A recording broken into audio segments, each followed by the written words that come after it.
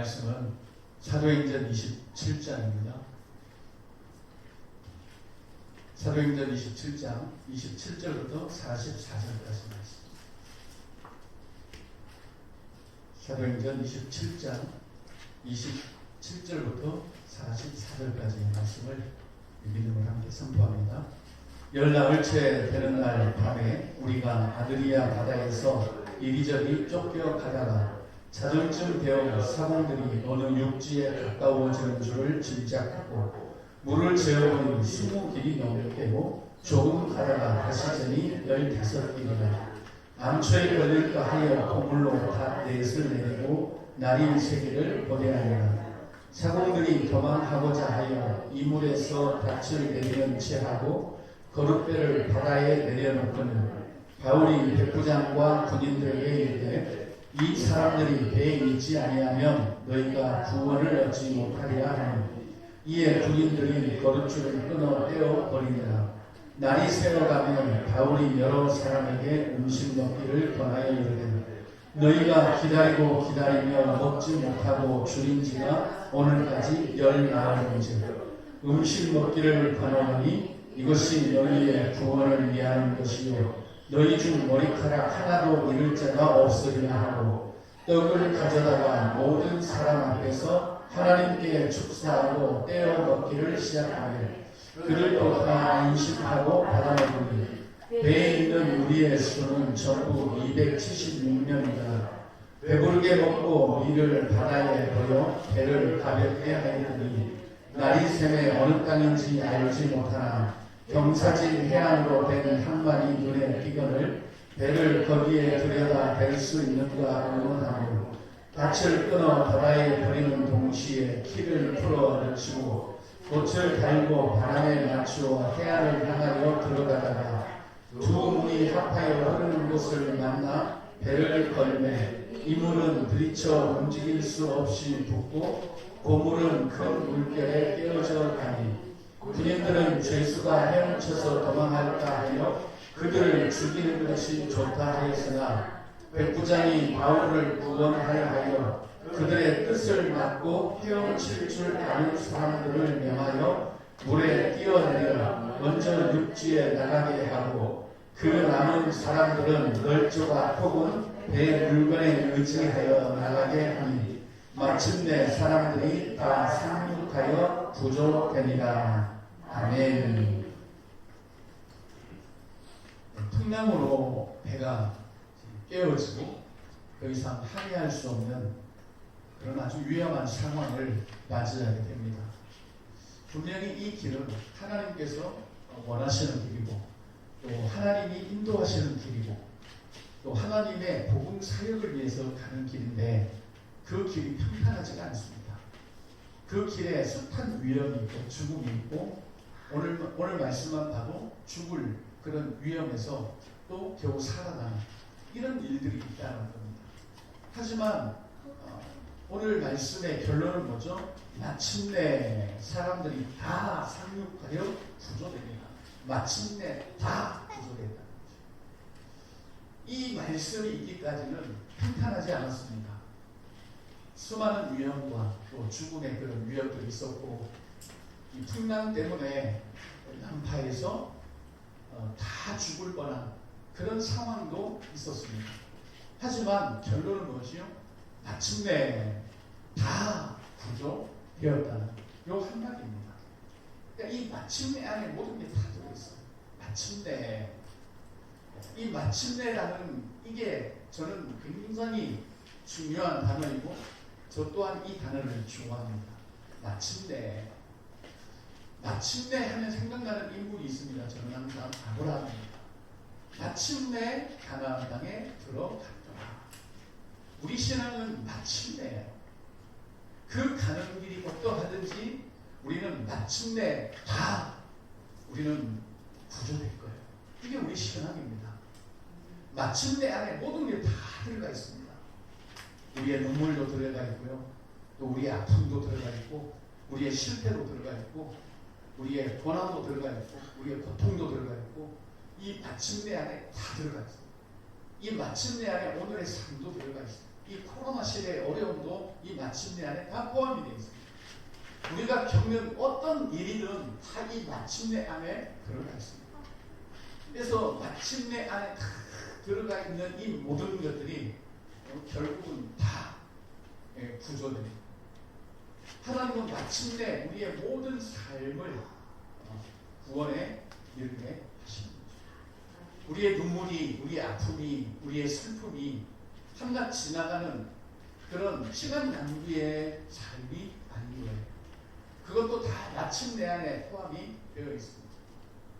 욥이 고백했던 것처럼 차라리 내가 태어나지 않았으면 좋았을 뻔하였다. 어찌하여 이 날이 있어 나를 이렇게 괴롭게 하노. 이런 순간마저도 이 마침내 안에 다 있습니다.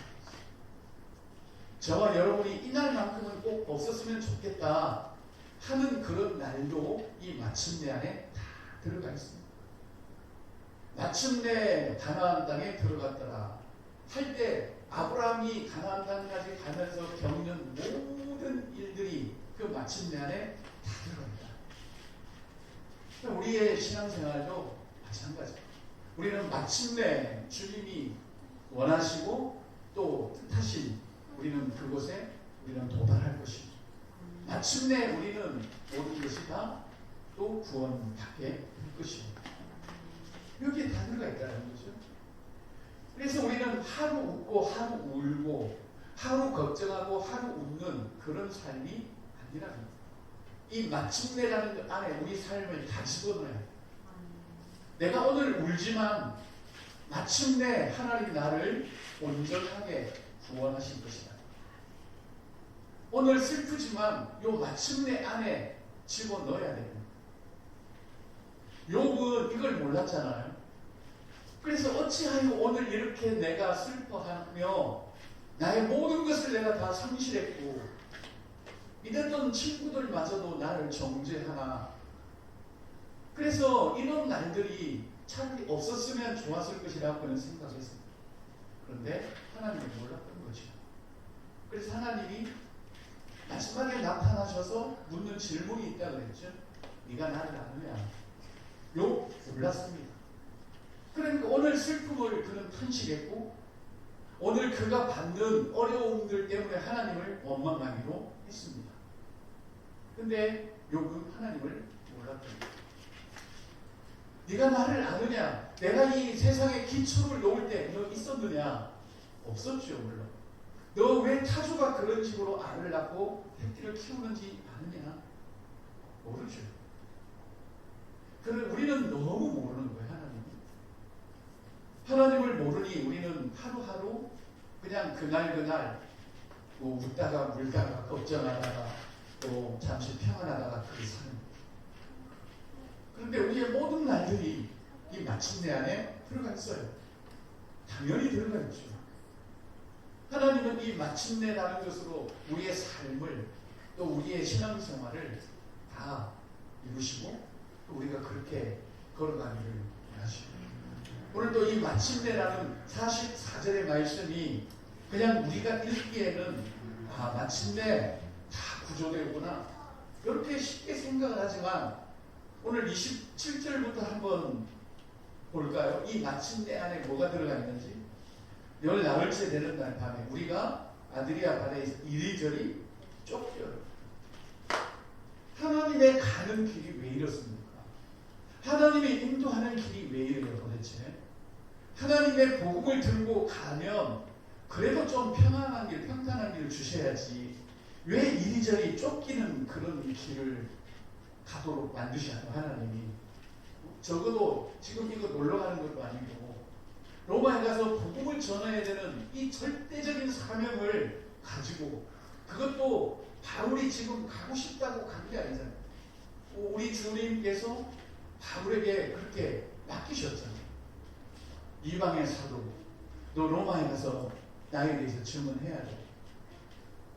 그럼에도 불구하고 가는 길이 쉽지 않다는 거예요. 우리도 전능하신 하나님을 믿고 살아갑니다.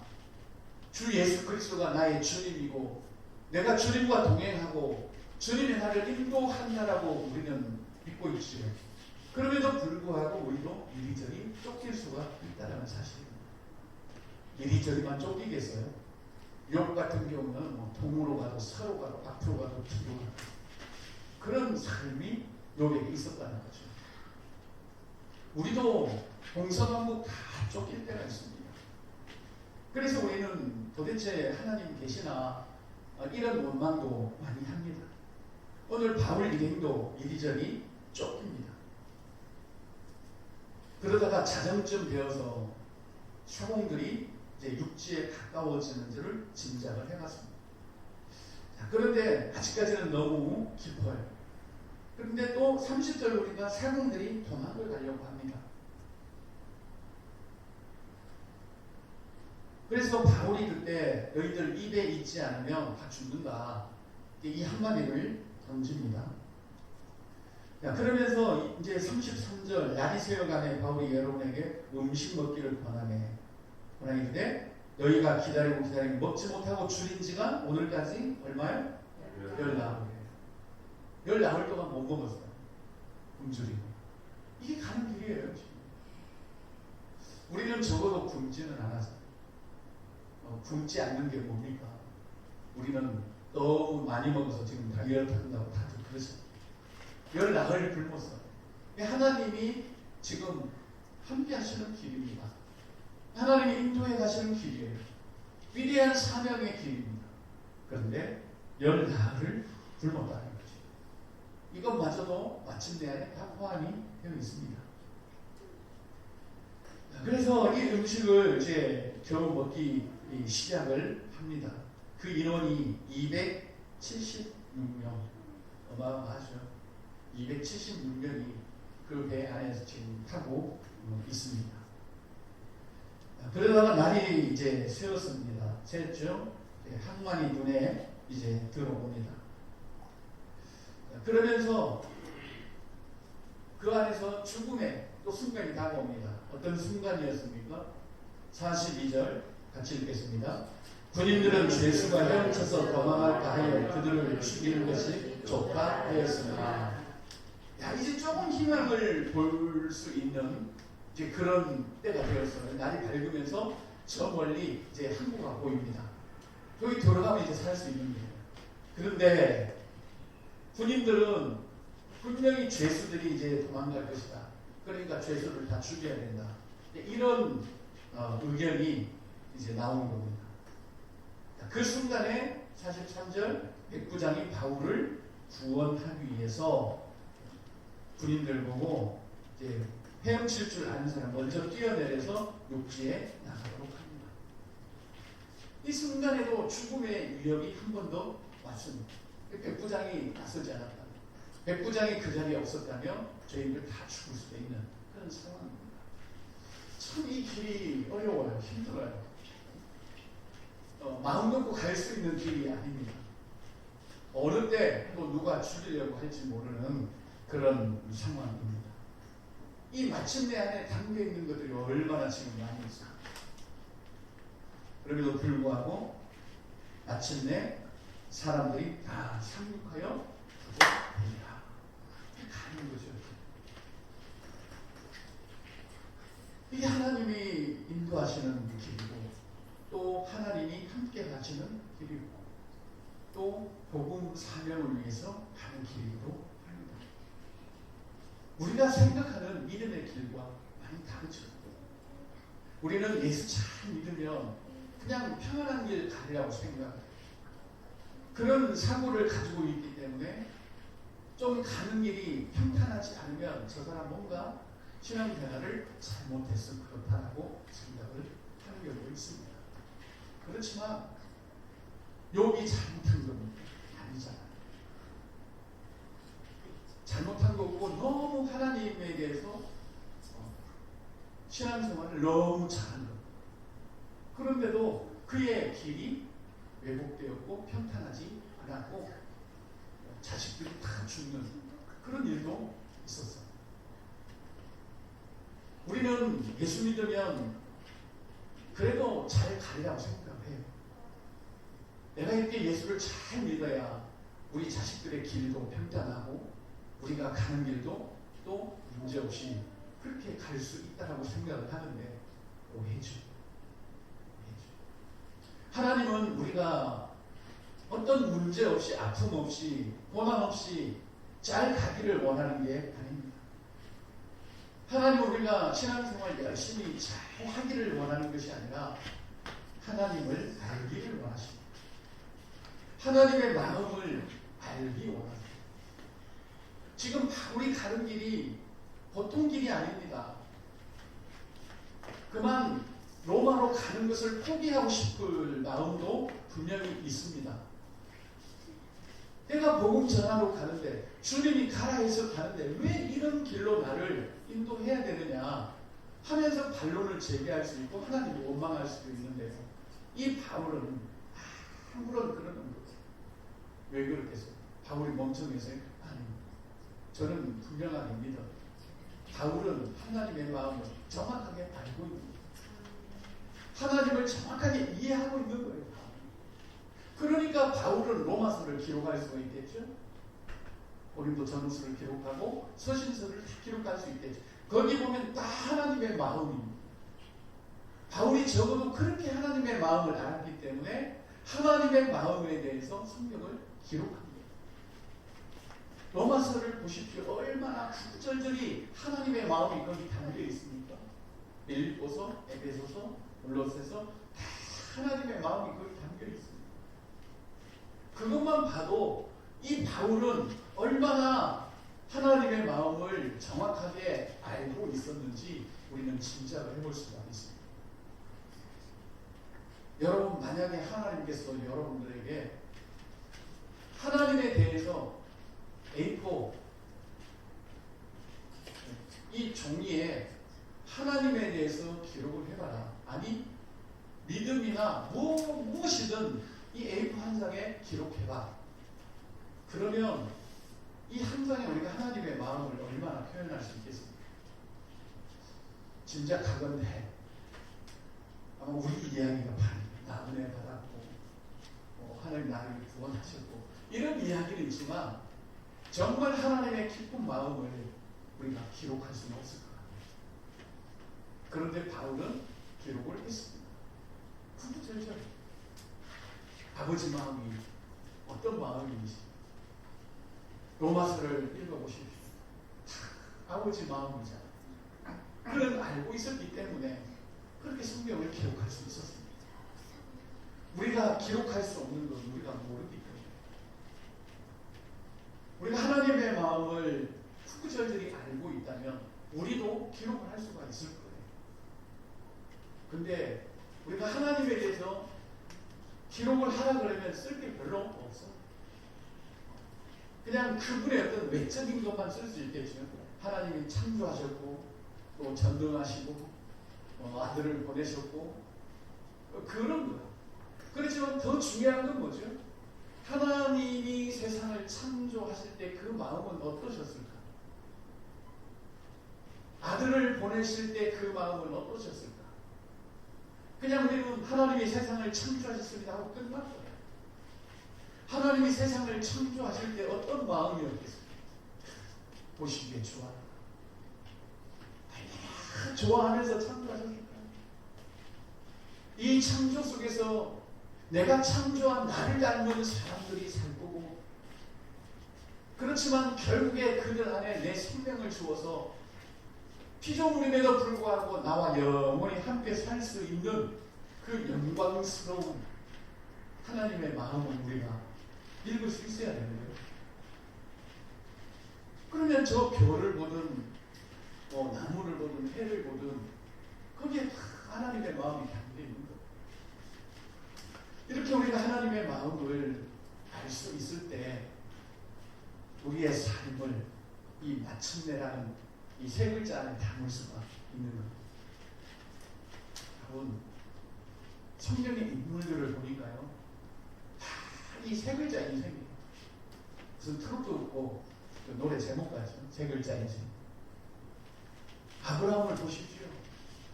우여곡절을 다 겪었어요. 그렇지만 마침내 믿음의 조상.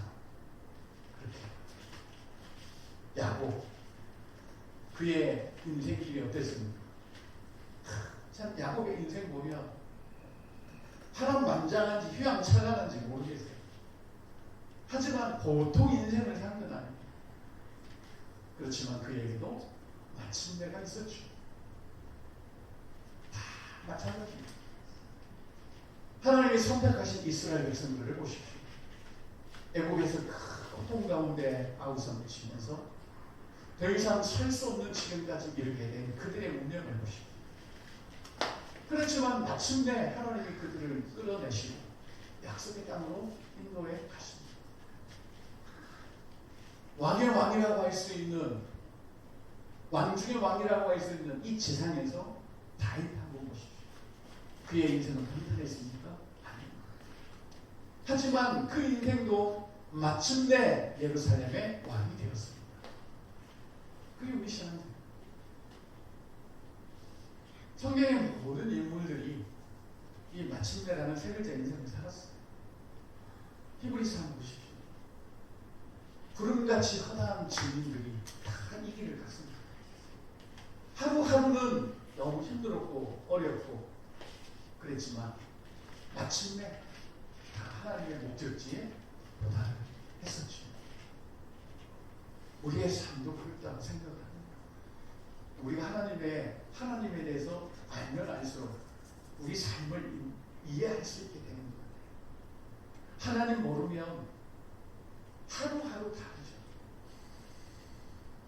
우리가 정말 신앙생활하면서 굴곡이 심하고 또 신앙생활을 하면서 하루가 다른 것은 우리가 그분을 잘 모르기 때문에. 바울은 처음 예루살렘에서 결박당할 때나 지금이나 하나도 변한 게 없어요. 진짜 변한 게 없어요. 바울이 무슨 큰 능력을 가지고 그의 가는 길을 평탄하게 했던지 그런 거 없어요. 그냥 한결같은 마음으로 앞서지도 않고 뒤처지지도 않고 그날이 오면 살고 안 오면 그냥 오늘에 충실하고 오늘 감옥에 있으면 그것이 그의 삶이요. 바울을 보면 참 이 하나님의 마음으로 살았던 정말 변합니다. 다른 거는 정말 이게 볼 거 없어요. 바울 닫고 싶은 마음 없어요. 맨날 끌려다니고 감옥에 갇히고 또 오늘 또 죄수라고 죽이려고. 그렇지만 그 변함없는 마음, 어떤 일이 있어도 흔들리지 않고 앞서지도 않고 뒤처지지도 않고 하루하루 그렇게 살아요. 바울의 이 신앙은 정말 본받고 싶고, 근데 우리는 바울의 신앙을 본받는 게 아니죠. 도대체 그런 삶을 살도록 했던 바울의 믿음은 무엇이냐? 그 믿음은 하나님을 아는 거에서 나오는 믿음입니다. 여러분, 우리가 알면 누가 믿어라 말아라 할 필요가 없습니다. 내가 알면 확실하게 믿어져요. 그래서 믿음은 아는 거예요. 내가 하나님을 아는 만큼 믿을 수가 있어요. 우리는 인격이잖아요. 인격이라는 건 뭐죠? 우리가 스스로 그걸 분별할 수 있고 판단할 수 있어요. 모르는 것을 믿으라고 하면 누구도 믿을 사람이 없습니다. 믿는 척은 할 수 있겠죠. 그렇지만 명확하게 아는 거에 대해서는 100% 신뢰하는 거죠. 여러분, 시장에 가서 이거 국산이라고 하면 여러분 믿고 사겠어요? 그렇지만 내가 알아. 국산이라고 하는 게 국산 콩은 이렇게 생긴 거야. 색깔은 이렇고 내가 보는 국산 콩 확실해. 100% 믿는 거예요. 믿고 사는 거잖아. 근데 내가 몰라. 근데 이 주인이 이게 국산 콩이래. 그러면 이게 진짜 맞나? 콩 한번 쳐다보고 주인 얼굴 한번 쳐다보고 이걸 믿고 사야 되지 말아야 되지. 그렇잖아요. 모르니까. 그렇지만 정확하게 알고 있으면 주인 얼굴을 바라볼 필요 없습니다. 그냥 100% 믿고 사는 거예요. 우리 믿음이라는 게 저는 그렇다고 생각합니다. 그래서 하나님을 깊이, 그분이 우리를 어떻게 인도해 가시는지, 그분은 이 세상에서 어떻게 역사해 가는지, 하나님의 섭리가 무엇인지, 하나님이 우리에게 바라는 것은 무엇인지, 그걸 우리가 알면 그리고 그분을 신뢰하고 우리가 가 있습니다. 오늘 눈물이 나고 오늘 힘들어도 이 마침내라는 이 단어 하나에 다 담아냈어요. 내가 오늘 울어도 내가 오늘 아파도 마침내가 나를 기다려. 내가 오늘 실패했지만 이 마침내라는 하나님의 은혜가 내게 분명히 올 것을 우리는 믿는 거죠. 그게 바울의 신앙이었어요. 여러분, 우리의 믿음의 눈을 들어서 우리가 크고 위대하신 하나님을 바라보았으면 좋겠어요. 내 삶 바라보면 해답이 없습니다. 내 인생 바라보면 정말 해답 없습니다. 그럼 우리가 주님을 바라보면 해답이 거기에 있는 거예요. 그래서 믿음의 주요 온전케 하시는 이 예수를 바라봅니다. 왜 믿음의 주라고 합니까? 그분을 바라봐야 우리의 믿음이 자라고 우리의 믿음이 견고해져요. 그때 그분이 우리를 온전케 하시는 거예요. 세상 그 어떤 것으로도 우리가 온전케 되지 않아요. 온전케 하는 삶이, 우리의 삶을 온전케 하는 그런 방법들이 많이 있습니다. 사람들이 이해하는데 이렇게 살면 좀 마음의 평안을 누리며 살 수 있다라고 방법을 제시하지만 성경 그대로 우리가 믿는 온전케 하시는 이 주를 바라보는 것밖에 없습니다. 그분이 우리 삶을 온전하게 합니다. 어떻게 해요? 믿음의 주님으로 우리의 믿음을 다지셔서 우리를 온전케 하신다. 그러니까 성경 한 절 한 절을 정확하게 우리가 적용해 나가야 돼요. 한 말씀 한 말씀을 진짜 우리가 정확하게 적용해 나가고 그게 우리의 삶이 되었을 때 우리는 하나님을 누리며 살 수가 있는 거예요. 여러분, 다른 거 다 잊어버려요. 그냥 마침내 이 단어 하나만 가지고 우리 삽시다. 마침내 주의 날이 우리에게 올 것이고, 마침내 주님의 은혜가 우리에게 올 것이고, 마침내 우리를 인도하시는 목적지에 도달하게 하실 겁니다. 그런 은혜가 저와 여러분들에게 넘치기를 예수님의 이름으로 간절히 기도합니다.